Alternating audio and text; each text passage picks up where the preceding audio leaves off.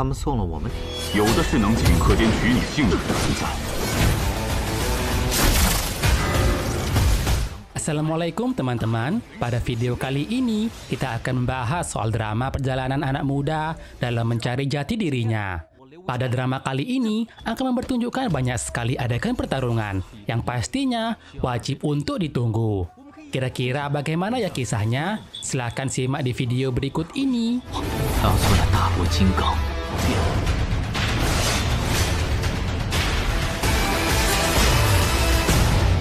万般诸法，即在放注定要回去的地方，找得动了。15天后，行义是我雷欧杰闯荡江湖最好的方法。去试试。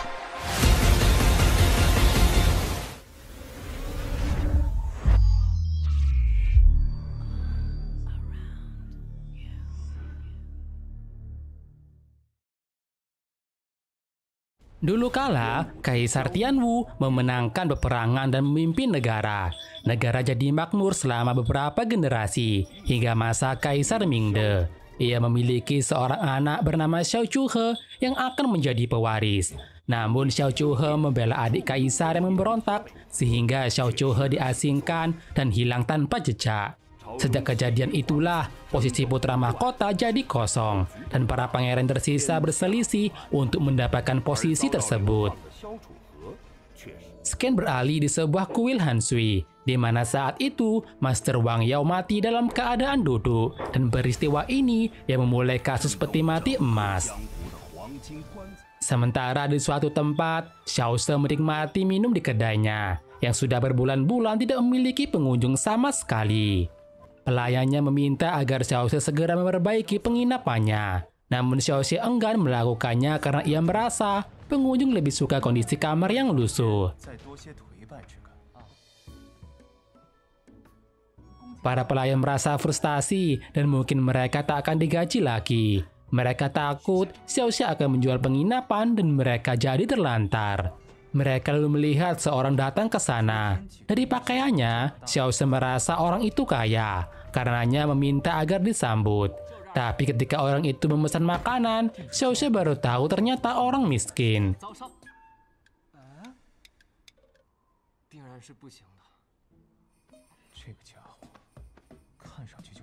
Tak lama setelah itu, datang para bandit juga ke sana. Mereka masuk dengan arogan ke kedai. Melihat mereka, Xiao Se pun kesal karena mendapatkan pelanggan miskin lagi.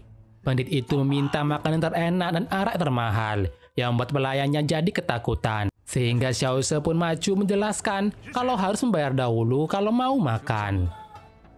Bandit pun kesal dengan sikap yang ditunjukkan oleh Xiao Se. Bandit itu meminta agar Xiao Se segera menyerahkan uangnya. Di sisi lain, pemuda baju merah, Lei Wuqi, dengan santainya terus menyantap makanannya. Lalu ketika mendengar bandit datang, Lei Wuqi datang memperkenalkan dirinya. Meski dirinya saat ini masih belum terkenal di dunia persilatan, tapi kemampuannya cukup bagus.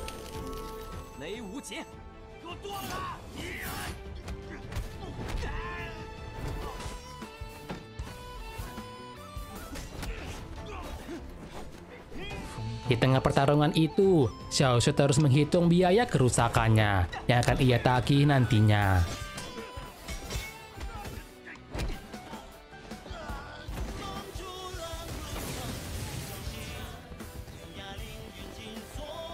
Pertarungan pun usai, Lei Wuqi berniat untuk pergi, tapi Xiao Se menghentikannya. Ia meminta agar Lei Wuqi membayar ganti rugi dengan semua barang yang sudah dihancurkan. Wuqi berdalih kalau ia sudah menyelamatkan nyawanya. Tapi Xiao Se menunjukkan kekuatannya seolah ia adalah seorang ahli bela diri, yang membuat Wuqi berjanji akan membayarnya ketika sampai di kota Suiye, yang terkenal akan kota dunia bela diri. Dengan melihat identitas Wuqi, Xiao Se berencana akan memanfaatkannya. Apalagi, ada hal yang harus Xiao Se ambil kembali di kota Suiye. Karenanya, Xiao Se akan ikut Lei Wuqi. Di tempat lain, beberapa ahli bela diri menghalangi kereta kuda.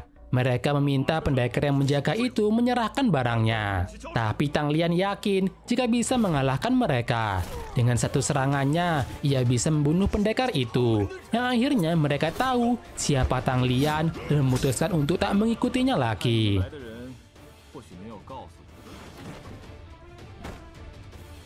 Lalu malamnya, Tang Lian istirahat di sebuah gubuk. Ia bingung sebenarnya apa isi dari peti yang ia bawa. Lalu ia merasakan kedatangan seorang pendekar ke sana, yang sepertinya mengetahui siapa Tang Lian ini dan pergi begitu saja. Tak lama setelah itu, Xiao Shi dan Wu Qi sampai di sana juga. Mereka langsung masuk dan tahu kalau usai ada orang di sana. Tang Lian mencoba untuk mewaspadai mereka berdua, tapi melihat gerak-gerik mereka, Tang Lian merasa mereka berdua hanyalah pengelana biasa.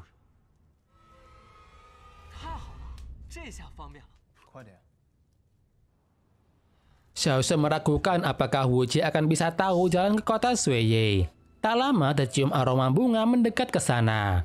Xiao Shi bisa tahu aroma apa itu dan dari mana parfum itu dibeli. Gadis itu kagum dengan kemampuan Xiao Shi. Ia lalu melemparkan kartu yang bertuliskan mati. Melihat itu, Wu Qi tahu kalau yang datang adalah Yue Ji bersama Ming Hao, yang terkenal sebagai pembunuh peringkat atas. Tapi kedatangan mereka ke sana sebenarnya untuk Tang Lian.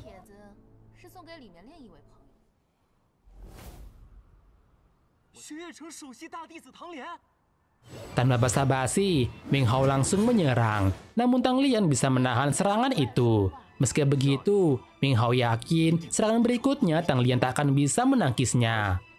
Wu Qi berniat untuk menangkis serangan berikutnya, tapi yang maju kali ini adalah Yue Ji. Pada serangan pertama, Wu Qi dapat menahan pedang korset milik Yue Ji dengan tangan kosong, yang mana pedang korset merupakan perpaduan sempurna dengan pedang emas raksasa milik Ming Hao. Kali ini, giliran Wu Qi menunjukkan tinjunya, dan pertarungan antara Wu Qi dan Yue Ji dilanjutkan.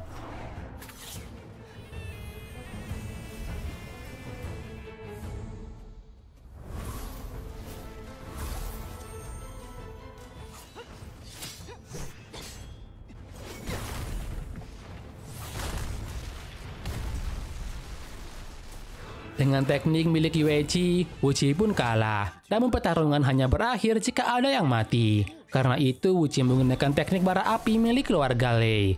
Tapi di saat itu, Ming Hao menyadari kedatangan seseorang dan minta untuk Yue Ji pergi. Tapi Wu Qi tak membiarkannya pergi begitu saja. Meski begitu, Ming Hao dengan mudah mengalahkan Wu Qi. Tang Lian merasa aneh kenapa mereka mundur. Wu Qi juga menanyakan kenapa Xiao Shi tak ikut membantu. Dan di sini, Xiao Shi menjelaskan kalau yang terjadi sebelumnya hanya sebuah tipuan mekanik belaka yang membuatnya seolah bisa bela diri. Xiao Shi memberitahukan ke Tang Lian kalau ada orang yang menyusup. Ia juga mengajak Wu Qi untuk mengikuti Tang Lian agar mereka bisa pergi ke kota Suiye. Tang Lian langsung menyerang penyusupnya, yang ternyata adalah si Kong Qianlou, anak dari gurunya Tang Lian, yang mungkin datang ke sana karena kabur diam-diam. Tang Lian berniat mengirimnya pulang, tapi Qianlou kabur menghancurkan kereta Tang Lian. Dan ketika melihat peti emas itu, Xiao Shi jadi tertarik.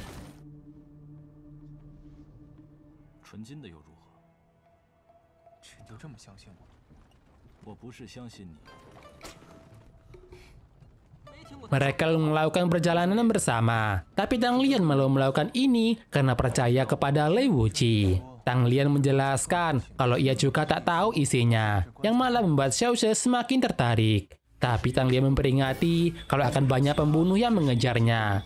Meski bagi Tang Lian tak ada apa-apanya, kecuali Yue Ji dan Ming Hao. Rumor soal isi dari peti emas itu tersebar di dunia bela diri. Ada yang mengatakan berisikan kitab rahasia yang cukup untuk menguasai dunia, atau harta yang terhitung nilainya. Awalnya Xiao Shi tak percaya, hingga ia tahu kalau Tang Lian yang mengantarnya. Xiao Shi merasa kalau ada yang menyebarkan rumor itu. Namun Xiao Shi menebak kalau isinya jasad Master Wang Yao.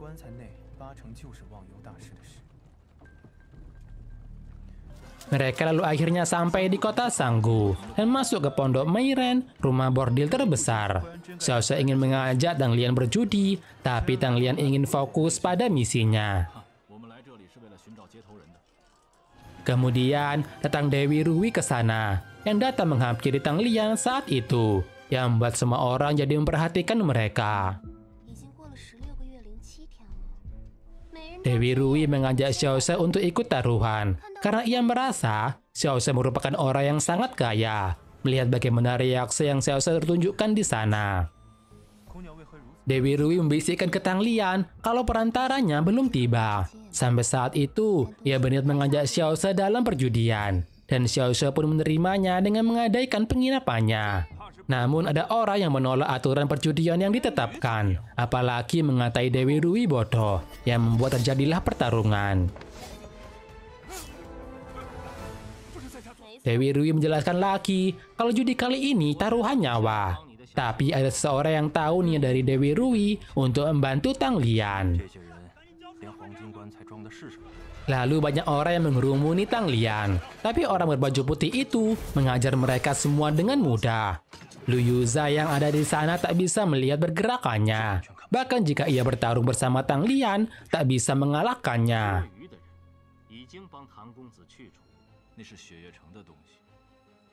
Xiao She menegaskan kalau yang terpenting saat ini adalah taruhannya. Tapi bagi pendekar putih, yang mengendalikan hidupnya hanyalah pedang. Tapi ia akan tetap mengikuti taruhan dalam sebuah permainan dadu.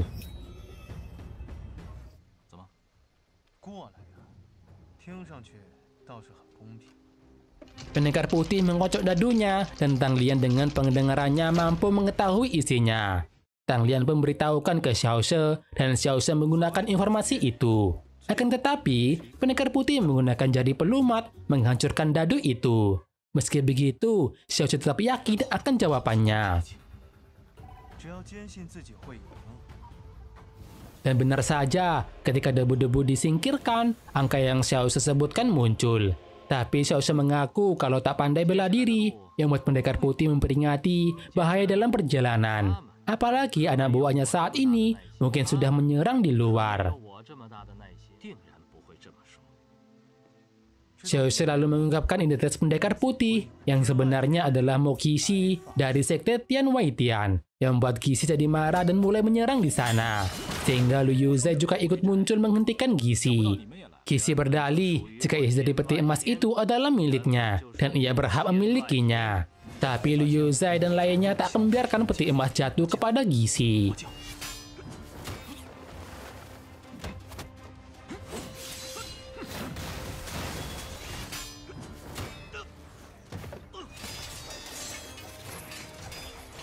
Yuzai merasa takkan ada kemungkinan menang dalam pertarungan, hingga muncullah seorang bocah ke sana yang mampu mengendalikan banyak pedang sekaligus.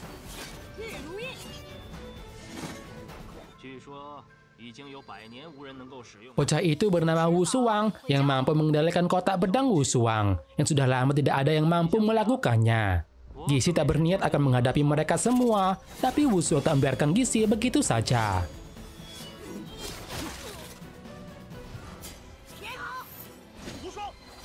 Di saat itu, Yue Qi dan Ming Hao mengawasi, sementara Wu Qi menghadapi anak buah Qixi dengan menggunakan teknik bara api miliknya. Teknik itu membebani tubuh Wu Qi, namun Tang Lian membantu. Meski begitu, Wu Qi tapi yakin bisa mengalahkan mereka semua. Penjahat tak diam begitu saja. Mereka menggunakan formasi kekosongan yang membuat Tang Lian dan Wu Qi masuk ke dalam dunia ilusi, di mana akan sulit mengetahui mana yang nyata dan palsu dalam formasi itu.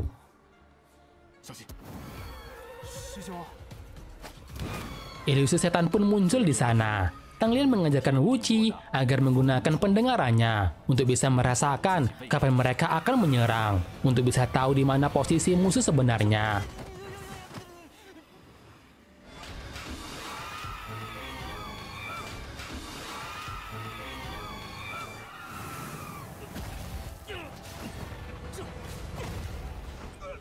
Musuh tak membiarkannya. Mereka pun mulai menggunakan seluring untuk mengacaukannya.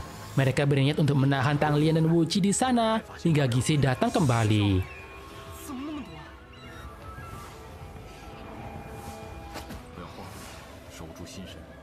他们卖 Qian Luo yang menguntit Tang Lian pun sampai. Melihat keadaan Tang Lian, ia tahu kalau tengah terkena formasi kekosongan.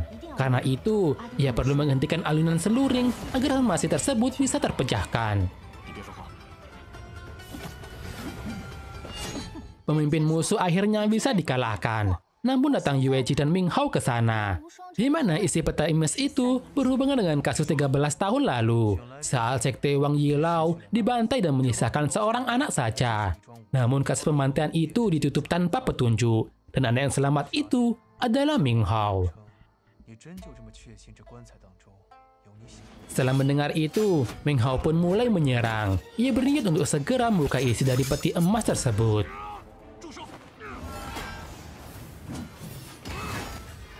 Ming Hao berhasil mendapatkan peti tersebut. Namun karena dihalangi, peti itu jatuh dan terbuka. Ternyata di sana berisikan seseorang yang bernama Wu Xin. Ming Hao lalu mendatangi Wu Xin dan menanyakan lagi mengenai kasus masa lalu. Yang saat itu Master Wang yang memutuskan tak ingin memberitahukannya kepada Ming Hao. Karena bagi Ming Hao, mengetahuinya atau tidak sama-sama menjadi beban.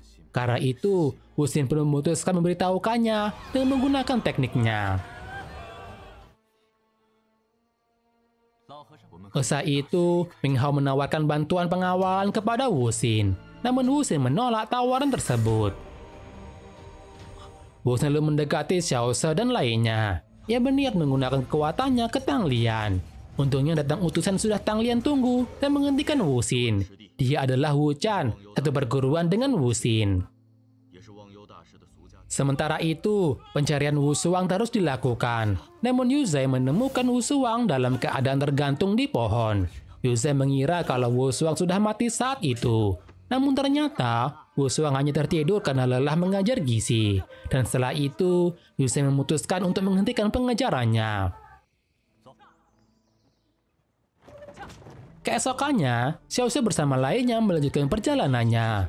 Dewi Riwi juga ikut dalam perjalanan kali ini. Wu Chen menanyakan siapa orang yang Tang Lian bawa, dan Tang Lian pun memperkenalkan siapa mereka serta tujuannya. Wu Chen lalu menjelaskan kalau peti emas ini untuk menekan kultivasi Wu Xin yang sudah mempelajari teknik rahasia Aula Lauca yang bisa membuatnya memiliki tubuh abadi dan menjadi berbahaya. Tang Lian lalu mempertanyakan kenapa Master Wang Yao membiarkan Wu Xin mempelajari teknik rahasia. Xiao Se pun menjelaskan awal mula masalah ini, di mana Master Wang Yao yang memiliki kemampuan pemikiran hebat, mampu untuk melihat ke dalam hati seseorang dan mengubahnya. Master Wang Yao meninggal kemungkinan karena dipaksa oleh seseorang untuk menyerahkan Wu Xin yang sudah mempelajari keiblisan hati. Rencananya, Wu Xin akan dibawa ke Guru Dajue untuk menghilangkan mantra terlarang pada Wu Xin. Alasan ajaran setan mengejar Wu Xin juga karena teknik rahasia. Desa membicarakan itu, Gisi datang ke sana. Tang Lian dan lainnya lalu keluar untuk menyerang Gisi bersama-sama. Meski Xiao Se merasa kalau Gisi tak akan bisa dikalahkan oleh mereka.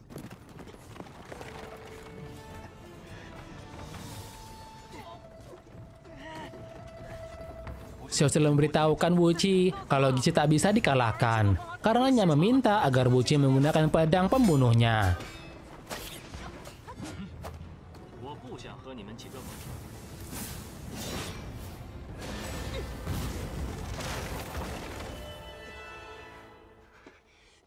Meski sudah menggunakan pedang pembunuh, Gisi masih baik-baik saja. Malah ia berniat akan menyerang balik menggunakan aura pedang miliknya yang sangat kuat. Gisi akhirnya sudah mengalahkan mereka semua. Tapi Tang Lian menggunakan tenaga tersisanya untuk menyerang Gisi, yang membuat Gisi kagum dan berniat benar-benar menghentikan Tang Lian. Namun Tang Lian tiba-tiba mendengar suara Wu Xin di kepalanya, yang meminta untuk berdiri di dekatnya, untuk bersiap menggunakan teknik ribuan pohon yang hanya Tang Lian bisa lakukan. Dan dengan bantuan Wu Xin, Tang Lian bisa mengaktifkannya.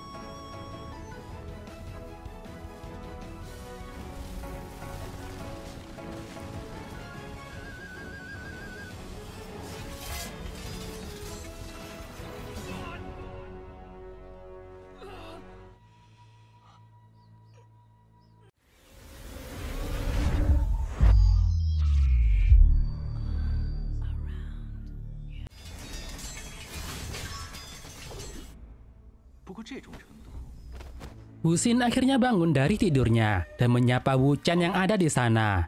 Ia kemudian mendatangi Xiao She bersama dengan Wu Qi untuk mengajak Xiao She dan Wu Qi mengobrol bersama. Hingga malam, Wu Qi dan Xiao She bersama dengan Wu Xin. Wu Qi berniat mengajak Xiao She kabur ketika Wu Xin mandi. Namun Xiao She merasa tidak mungkin untuk mereka kabur. Bahkan meski bisa kabur, mereka tidak tahu akan tinggal di mana dan dengan keadaan Wu Qi yang terluka. Xiao She lalu mulai membicarakan Lei Hong, guru Wu Qi, yang Wu Qi sendiri jarang mendengar tentangnya. Leluhur sekte Lei pernah melarang penggunaan pedang dan fokus pada senjata api. Tapi Lei Hong melanggar nasihat leluhur dan mulai membuat pedang pembunuh dan menaikkan reputasinya. Hingga akhirnya Lei Hong dikalahkan oleh Li Hanyi dan diusir dari sekte Lei. Tapi Wu Qi menyangkal mengenai pengusiran tersebut. Xiao She lega mendengar Lei Hong tidak diusir karena akan ada yang membantu Wu Qi membantu membayar hutangnya. Dan dari kata-kata Xiao She, Wu Qi baru sadar kalau ia menghilangkan pedang pembunuh.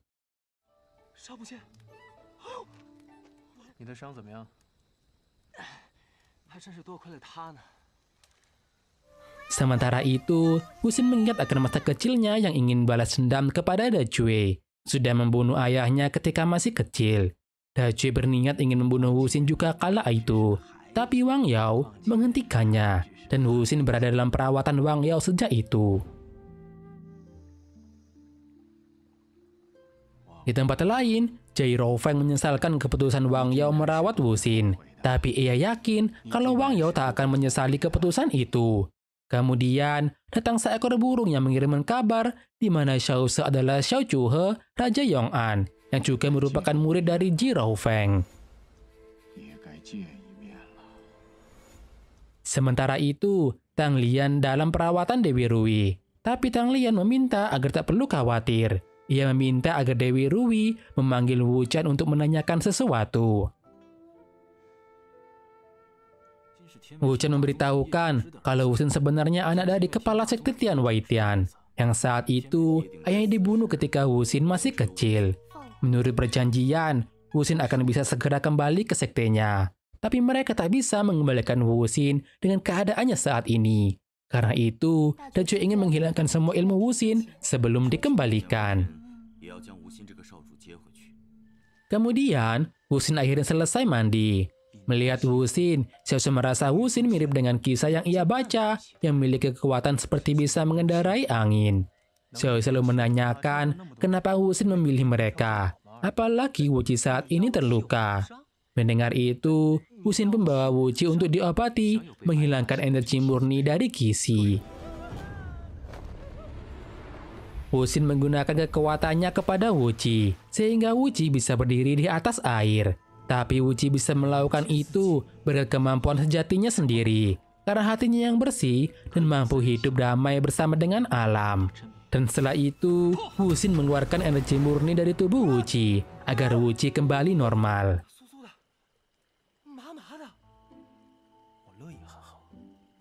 Keesokannya, Xiao She menanyakan lagi ke Wu Xin, dan Wu Xin menjelaskan kalau ingin mereka menemaninya. Wu Xin berdalih kalau dirinya sudah menyelamatkan Xiao She dan Wu Qi di kereta sebelumnya. Mendengar itu, Wu Qi langsung menerimanya yang membuat Xiao She juga menerimanya. Tapi alasan sebenarnya Wu Xin mengajak mereka karena Wu Xin tidak memiliki uang untuk hidup di dunia luar.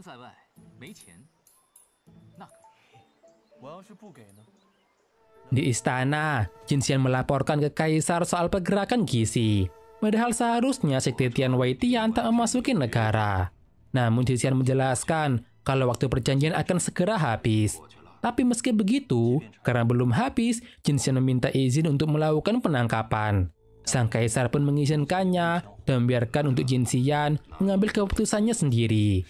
Yang membuat Jin Xian bingung, sepertinya Kaisar ingin membunuh Qixi atau tidak. Kemudian, Wu Xin dan Wu Qi terus merayu untuk Xiao She menjual mantelnya dengan alasan kalau uang hanyalah materi belaka. Yang membuat Xiao She akhirnya membawa mereka makan ke restoran, meski menggunakan uang terbatas yang Xiao She miliki saat ini. Wu Qi terus meminta agar dibiarkan memesan makanan lagi, dan Wu Xin membantu merayunya yang membuat Xiao She pun luluh dan membiarkannya.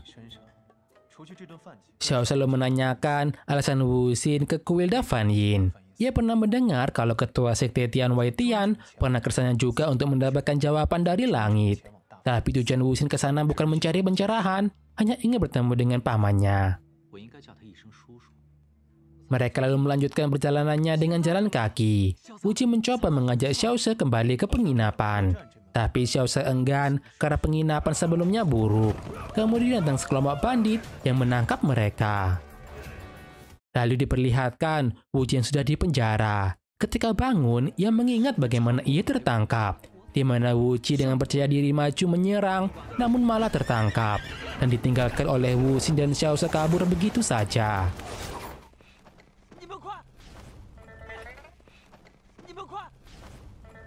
Orang di penjara sebelah Wu Qi menanyakan apa yang terjadi. Namun orang itu tampak menikmati di sana karena bisa meminum arak. Bahkan ia mau membagikannya dengan Wu Qi. Setelah itu, Wu Qi menceritakan semuanya tentang Wu Xin dan Xiao She ke orang itu. Orang itu merasa kalau teman Wu Qi tak akan datang menyelamatkannya. Tapi Wu Qi yakin mereka pasti akan datang.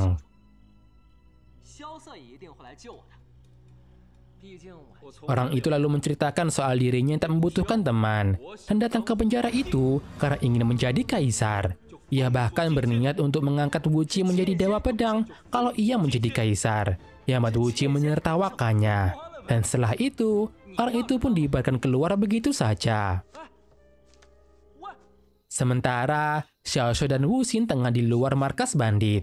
Mereka memikirkan cara bagaimana untuk menyelamatkan Wu Qi. Pertama-tama, mereka perlu menangkap orang untuk mendapatkan informasi. Melihat bagaimana Wu Xin menyiksa orang, membuat Xiao She heran kenapa orang yang tinggal di kuil bisa sejahat itu. Apalagi Wu Xin seharusnya bisa menggunakan jurus rahasianya untuk mendapatkan informasi. Yang membuat Xiao She mulai menebak-nebak siapa identitas sebenarnya dari Wu Xin ini. Sehingga sekte Tian Wei Tian begitu menginginkannya.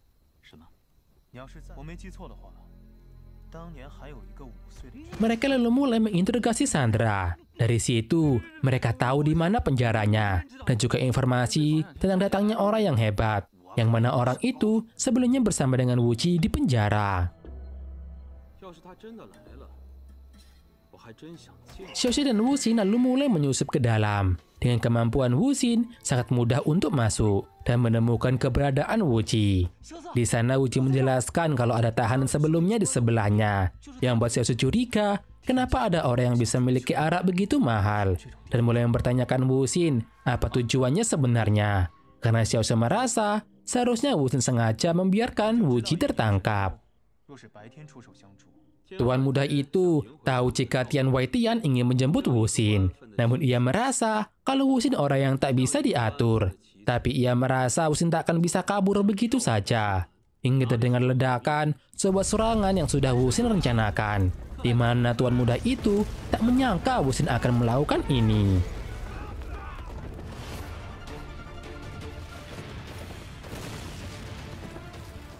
Keesokannya, kelompok bandit tak berhasil mengejar pelaku. Tuan muda itu tak menyangka Wu Xin akan melakukan ini. Tapi ia merasa kalau tahu kemana Wu Xin saat ini. Sementara, Xiao She dan kelompoknya melanjutkan perjalanan. Tapi merasa ada yang aneh karena tak melihat seorang pun lewat. Xiao She merasa kalau mereka saat ini tengah tersesat.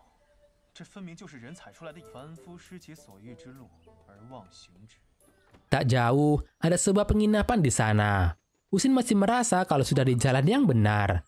Ketika sampai, Xiao She melihat sebuah tanda milik gurunya yang mengingatkan Xiao She ketika diusir dari kota Tianqi. Dan di sana sudah ada seorang yang menunggunya, berniat untuk membunuhnya.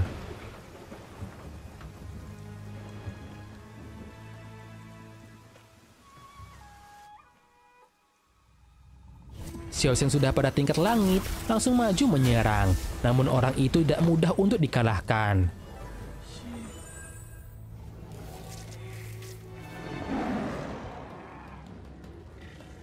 Orang itu menyerang balik Xiao She hingga melumpuhkan kemampuan bela dirinya, yang menjadikan trauma bagi Xiao She hingga sampai saat ini.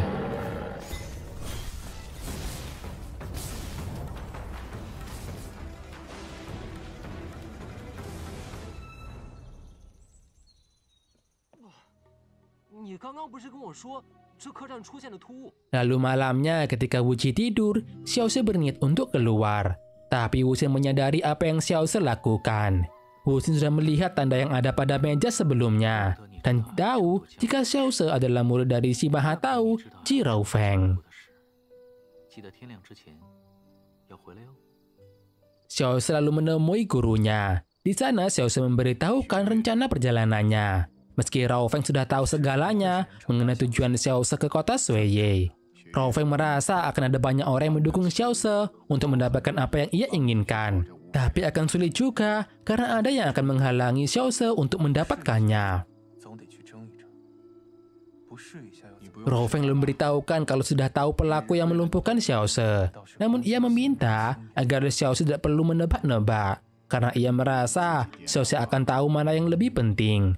Xiaoze lalu menanyakan siapa yang gurunya dukung. Raofeng akan selalu mendukung Xiao Zhuhe dari Tianqi, bukan Xiaoze dari penginapan. Dan Raofeng pun mengembalikan senjata milik Xiaoze di masa lalu.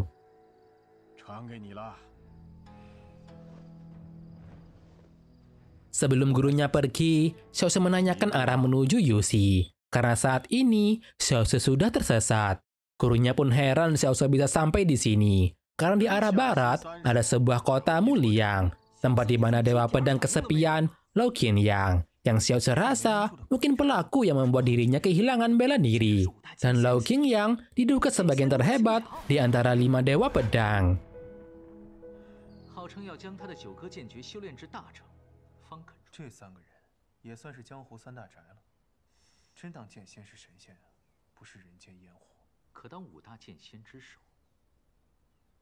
Sementara itu, Tang Lian terus melanjutkan perjalanannya. Di dalam kereta, hanya ada Tang Lian bersama dengan Rui. Yang saat itu, Rui tengah menggoda Tang Lian di sana. Wuji kesal karena Xiaoze enggan menuju ke kota Muliang. Di saat itu, ada Heng Xing yang tengah membicarakan para pangeran, di mana Xiao Yu dan Xiao Chong masing-masing dari mereka disokong oleh Dewa Pedang Kemarahan dan Kesepian.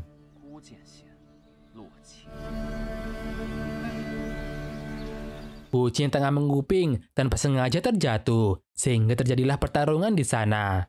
Pertarungan itu terdengar sampai ke tempat Wu Xin. Wu Xin menduga orang-orang yang Wu Qin lawan kemungkinan sedang menuju kota Muliang. Yang membuat Xiaoze menjadi melamun mendengar nama kota Muliang. Ia juga menjadi marah ketika Wu Xin mengajaknya untuk menyelamatkan Wu Qi, yang membuat Wu Xin tahu kalau Xiaoze tengah ada masalah di dalam hatinya.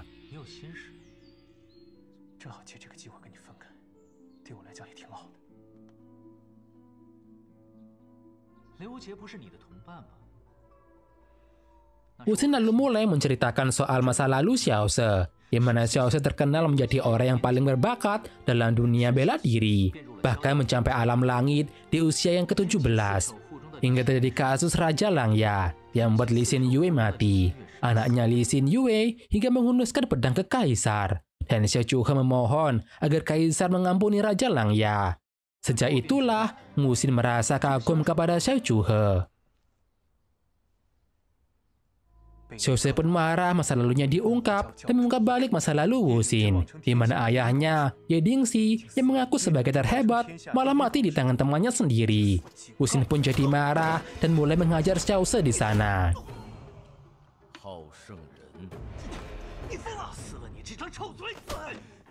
Dari situ, Xiaoze menyadari kalau saat ini ia bukan dirinya di masa lalu. Dan Wu Xin sendiri juga mengaku salah dengan apa yang ia lakukan. Wu Xin lalu pergi menyelamatkan Wu Qi, meninggalkan Xiaoze di sana, mengintrospeksi dirinya sendiri.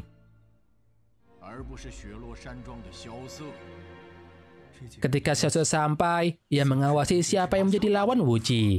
Dari sana Xiaoze tahu kalau ia Fu Hengxing, namun Wu Xin masih belum tiba juga di sana.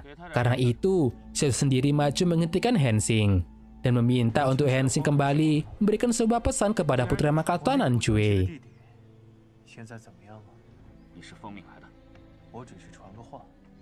Tapi Hengxing menolak karena tahu Xiaoze sudah diusir dari Tianqi.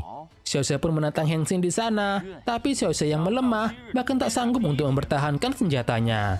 Untungnya datang Wu Xin dapat waktu menghentikan Hengxing yang hendak membunuh Xiaoze.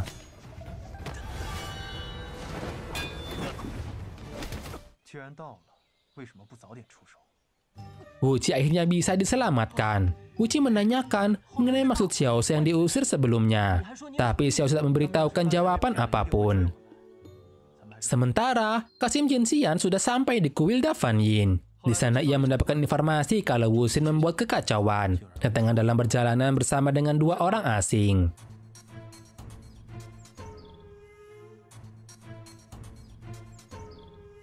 Jinxian lalu masuk ke kuil menemui Master Kuil Da Fan Yin, di mana Master Kuil Da Fan Yin memang tidak bisa bicara.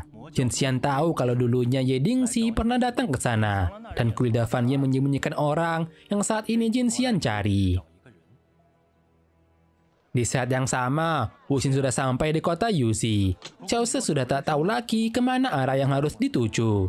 Di saat itu, Wuxin melihat seorang biksu yang tengah mabuk, yang sepertinya orang itu yang Wuxin cari. Tapi orang itu tiba-tiba pergi dari sana.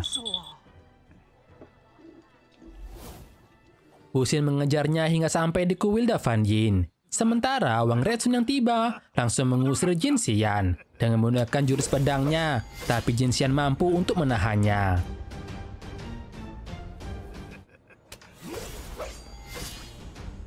Jinxian akhirnya keluar dari kereta. Wuxin dan lainnya juga berhasil menyusup. Kedatangan Wuxin di sana disadari oleh Jinxian, sehingga Wuxin pun menunjukkan dirinya menyambut Jinxian.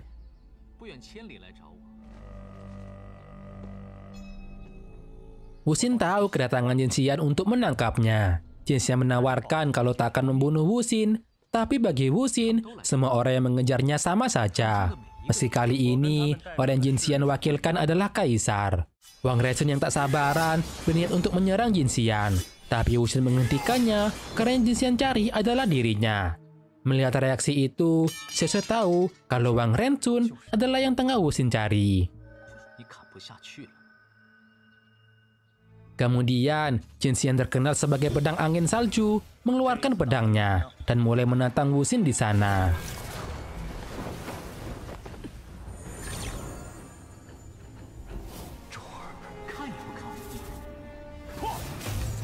Pertahanan Wuxin tidak mudah ditembus oleh Jinxian. Apalagi Wuxin bisa menggunakan keiblisan hati yang membuat Jinxian jadi melihat masa lalunya ketika ayahnya mati.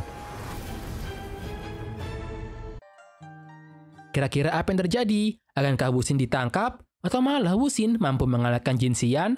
Tunggu di part selanjutnya ya. Klik like jika kalian suka dengan video ini. Dislike jika tidak suka. Sampai bertemu kembali di part selanjutnya. Bye-bye.